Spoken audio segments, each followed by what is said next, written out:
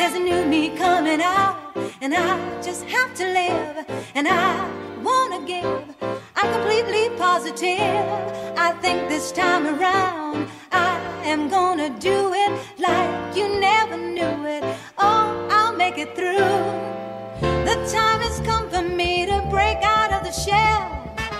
I have to shout that I am coming out. I'm coming out. I want the world to know. Welcome to the show, Never Too Late Ever, where we focus on making the next chapter of your life the very best chapter ever.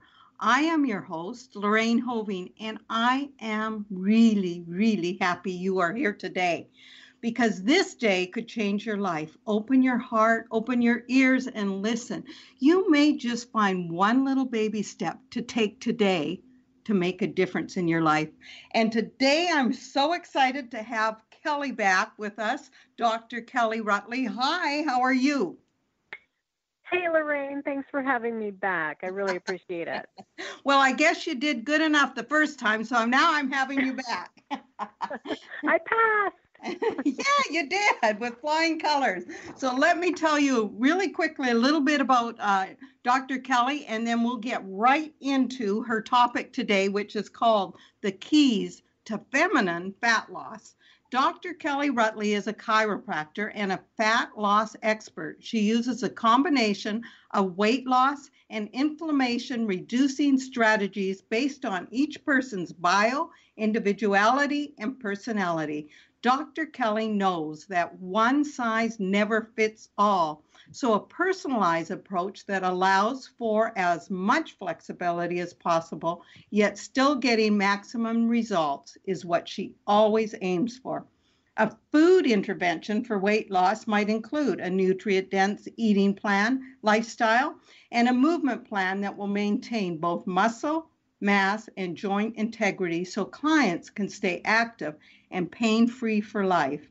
A mindfulness-based approach is one of the cornerstones of Dr. Kellee's coaching. So clients often become happier and lighter, not just in their bodies, but in their lives. That's kind of the story of my life. Dr. Kellee firmly believes that weight loss and health should come from a place of inspiration, not old school deprivation. That's how I feel too. When I deprived myself, Dr. Kellee, that was when I would actually go on binges, because I deprived myself so much that then, the desire to go off that was so incredible. So that I agree with totally on that. Kellee is the host of the upcoming live event, which she talked about last week, called Breakthrough to Freedom Live. It sounds fantastic. February 14th to 16th in San Diego. Welcome again, Kellee. Thank you so much, Lorraine. And I just have to tell you that, first of all, I admire you so much for your weight loss journey, because I know that losing 100 pounds and keeping it off you're in like the 5% of people who have done that. And that's no small feat. So I want to say I admire you for that. The second thing I want to tell you is your energy is through the roof.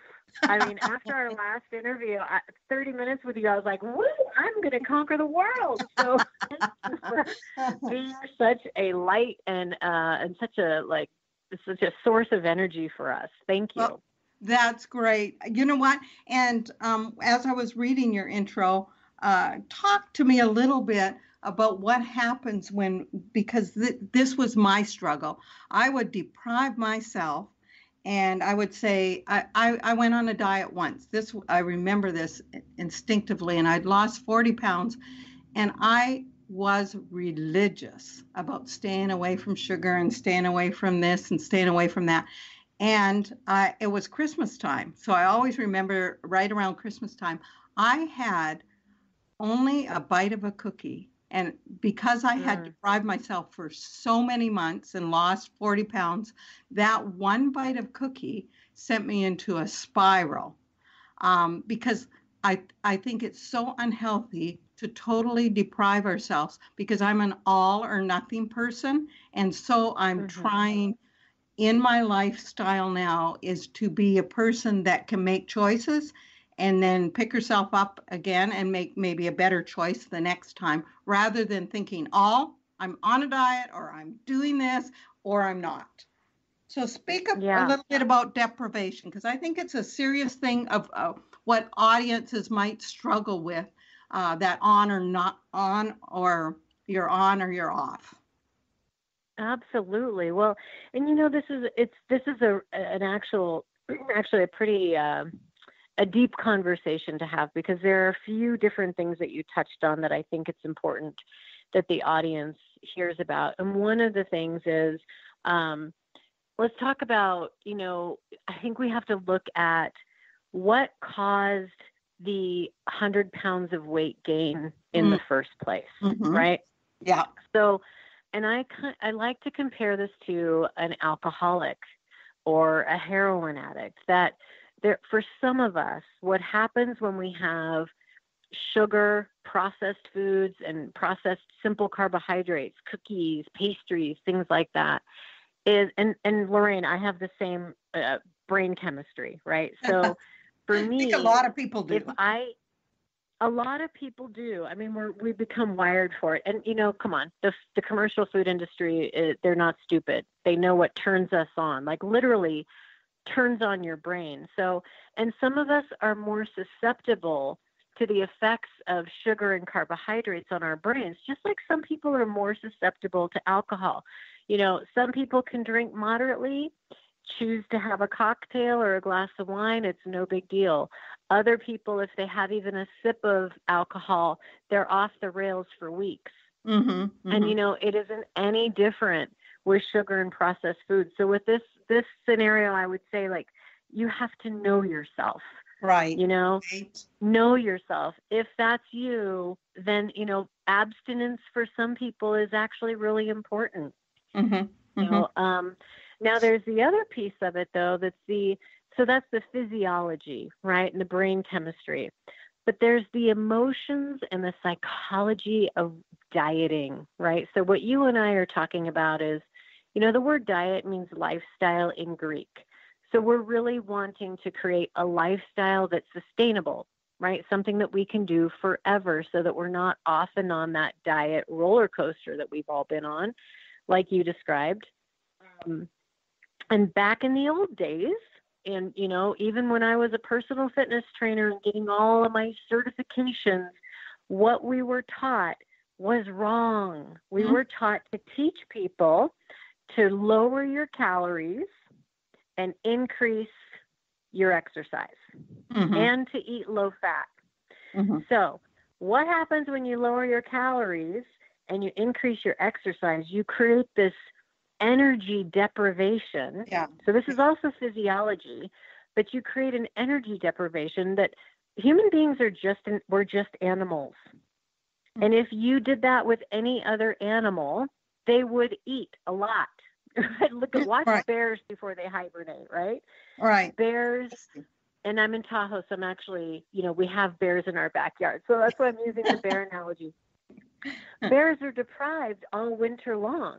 So as soon as they come out in the spring, that's all they want is food. And they will go to any garbage can in town. The worse the garbage can full of junk food, the better for the bear, the happier that bear is going to be. We think we're different, right? We're human beings. We're no different than that. So, you know, the binge is it's just bound to happen. But what we do as human beings is, and maybe you can share a little bit about this, Lorraine, is what we do to ourselves emotionally because of the binge, right? So starving sets us up to eat because we're no different than a bear. But what the bear doesn't do is the bear doesn't go look for a mirror and a scale and stand on it and stand in front of it and say, I hate myself. I'm disgusting. I can't believe I ate all of that out of the garbage can. But we as human beings, that's what we do. So I think it's important to understand the physiology of weight gain and weight loss and learn how to lose fat and not muscle. and to do it without depriving and setting ourselves up to fail like we've always done in the past. And for everyone listening, I want you to take yourself off the hook right now, because what you were taught was wrong. Mm-hmm. And I think when you realize that and you understand that, you can stop blaming yourself for all of the failure, because you were actually set up to fail. It was not done intentionally. We didn't understand back in the 70s and in the 80s how fat loss actually worked. So now we do. Yeah. Now we do better. So you've whet my appetite, and I'm sure you've whet the. So tell us some practical tools that if we were taught wrong, so teach us a little bit what we can do that would be right and that would work for us now to begin losing weight. What is that was the old days, and now this is what we now know.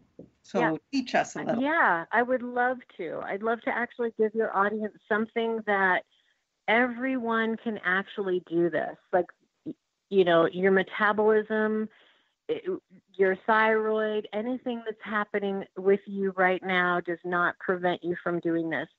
There's an app that I love. It's called MyFitness. You can tell I'm big on apps and using tools, right? It's called MyFitnessPal. Right. Or there's many food trackers that you can use. You can even use pen and paper and an old school like calorie book, right? Yeah, but MyFitnessPal is one of the best. I mean, I'm of course on Weight Watchers, but MyFitnessPal is one that many people use. So I highly recommend that one. Yeah, it's great.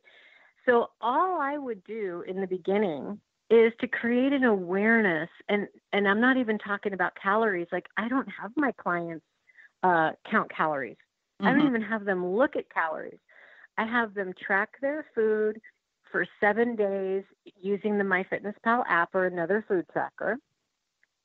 And I have them become very aware of how many grams, nutritional grams, of carbohydrate they're having per day, and how many grams of protein they're having per day.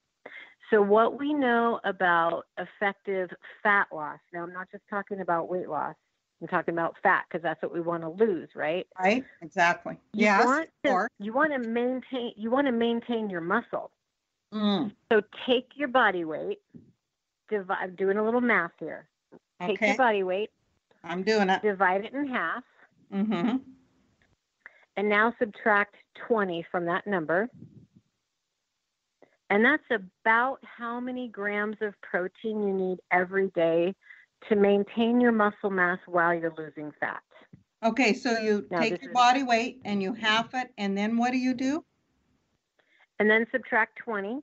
Oh, subtract 20. Okay, got it. That's about how many grams of protein you need a day. Not to go out and be a bodybuilder, but that's just to maintain your muscle mass. So while you're losing body fat, you don't also lose your muscle mass. So that's how many grams of protein about. Now, let's not get too, it's about that number. You don't have to hit that number exactly every day. Watch out for perfectionism, you guys. It will rear its ugly head if you tend towards it. Yeah. The only other number I'd be looking at is your carbohydrates. So having about 60 grams of carbohydrate per day, and that's total carbs. We're not doing net carbs or anything crazy like that. 60 grams per day, no more than 100 grams of carbohydrate per day. And just do that for about 7 days and see what happens. Now, I'm not promising that you'll have weight loss in 7 days. I'm not promising. I can tell you probably won't gain any. You definitely won't gain fat. But what you will do is you will become very, very aware of the possibility, and for many of you, I would say probability, that you're having way too many grams of carbohydrate, which is sugar, and not enough protein. And what that does, Lorraine, is that sets people up, even if they're losing weight. If you're having too many grams of carbohydrate and not enough protein, it's setting people up to lose muscle mass, not fat, even if they're losing weight on the scale. Right. And I like this